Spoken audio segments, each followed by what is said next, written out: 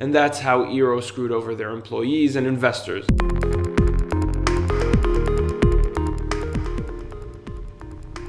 Welcome back. Today's comparison is going to be interesting and the recommendation extremely rare.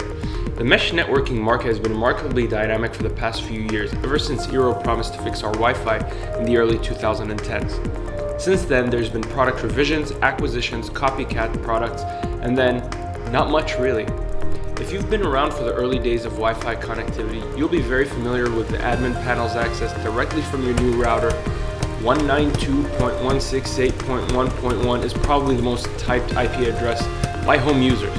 Unsuspecting consumers like myself had to become wireless networking experts, or just about experts, just to get a repeater to extend a signal. The sheer thought of getting your network to work and work well without constant resets, upgrades, useless purchases, multiple SSIDs, passwords, dead zones, and hours spent at the admin panel was enough to excite the inner Buddha in us who just wanted network harmony.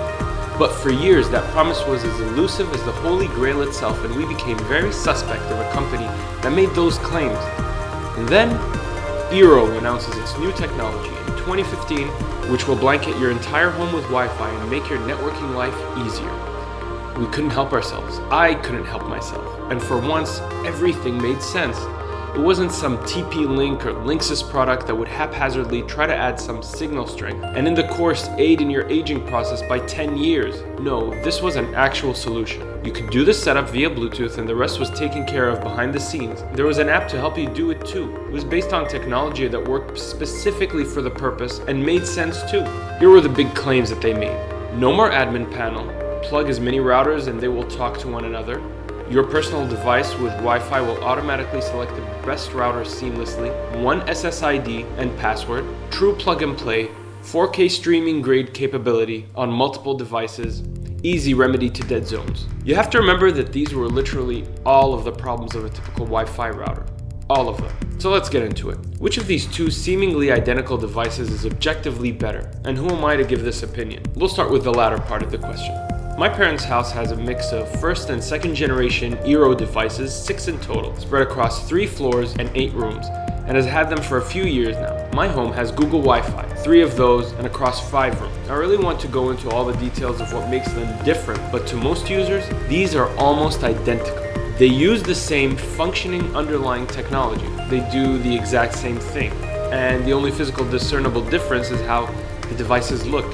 And the only experiential difference is how the apps work.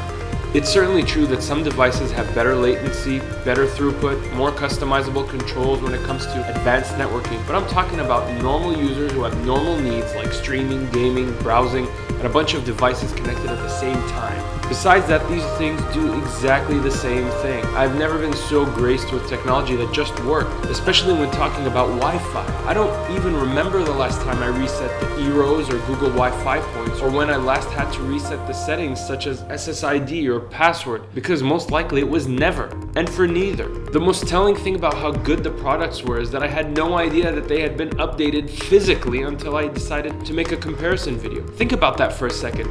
I didn't even realize that there was now a Google Nest Wi-Fi or that Amazon had updated the Eero since acquisition. And I've had the Eero for several years now, and I didn't care because they built the original devices so well for home use that it never occurred to me to upgrade. We are so used to planned obsolescence these days, and that's something real I experience with every iPhone I ever bought. But these Wi-Fi routers, I can't believe what they've done to the industry. It's like Wi-Fi problems never existed before. Some people will simply never know what it was like to own a non-mesh router. So where am I going with this? First, you can probably pick up any mesh network device and be generally alright. And if you're bored of this video already, I would suggest you stop it and go buy the one that you think looks the best. If you're still here, I have experience with Google and Eero, and I can comment on both confidently. Prices for the other manufacturers are all over the map, ranging from $180 for 3 devices up to $600 for 2 devices. And the products are generally worth that money. Very much so. Adding a device is simple and painless across the board, regardless of which manufacturer you choose. Now, with Amazon having bought Eero and Google having renamed their new line to Nest, I say find the one that looks the best in your opinion and choose that one. Just like I said earlier. That's right, I believe you can pick solely based on shape, size, and how it will look on your home, and you won't have anything to worry about. There might be some technical differences, and I'll get to them shortly. If you're in the commercial space or need some robust specs, then you still have your research cut out for you. And I am no expert on commercial grade communications, but I do think I'm an expert on using a Wi-Fi network. That said, what strikes me as odd is that before Eero announced plans to take on the router challenge, there was no real alternative, or you really might have had to have been in the know to take advantage of a mesh network. I was searching routers day and night trying to find the one that will solve our connectivity problems, and I did so to no avail. But once Eero was introduced and proved that you can actually make a damn good product, which is both consistent, reliable, user-friendly, and future-proof, well then all the networking manufacturers seem to have been able to do that all along. I like Eero as a company because it shows that sometimes you can be an idealist and get things done right too, but the story doesn't end there. Anyway, here's just some of the brands that offer mesh networks today. TP-Link Deco, MeshForce, Linksys Velop, Samsung SmartThings, Synology Mesh, whose servers I use and love, Netgear Orbi, Eero, Plume, Google Nest Wi-Fi, and there's a few more who do the exact same thing. So I actually think any and everyone should simply have a mesh network due to all the factors I mentioned before and the fact that they actually look good too. Seriously, just take your pick and it seems almost guaranteed that the devices will do the intended job for almost all home users. So in doing some of the research for this video, I came across a graph of the latencies of these devices, throughputs, and other technical differences. Google Wi-Fi was dead last, and to think that I have even remotely felt that during my streaming of mainly 4K video and on multiple devices would be an utter lie. So there's one rare moment when technology is actually made to its best out of the gate, and it shows.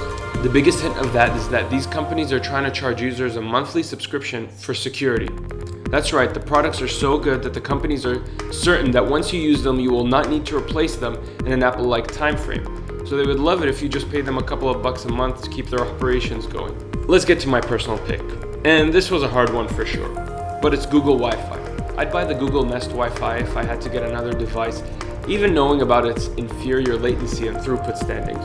Some of this has to do with the design factor, which I really like, and especially since Amazon butchered the design of the new basic Eeros, in my opinion. But for me on a personal level, I read about what happened to investors and employees in the Amazon acquisition of Eero, where employees who had stock in Eero were left with worthless papers, and allegedly investors lost anywhere from 20 to 70% of the investments they made, especially in seed round, while the top 10 execs left with nice payouts.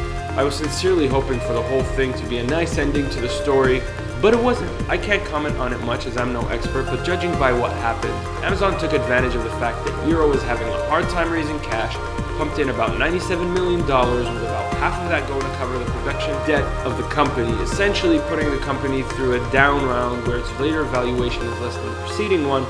On top of that, they offered the 10 execs nice positions and a pay package worth about $32 million over the 3 following years. So yeah, it's a bit of a shame that the employees who stuck their necks out and actually put some of their money in left with basically nothing. And that's how Eero screwed over their employees and investors. But that's my personal opinion. Feel free to comment below if I missed anything. But without the mission and action of Eero, Wi-Fi would still be just as annoying as it was as I described in the earlier part of this video.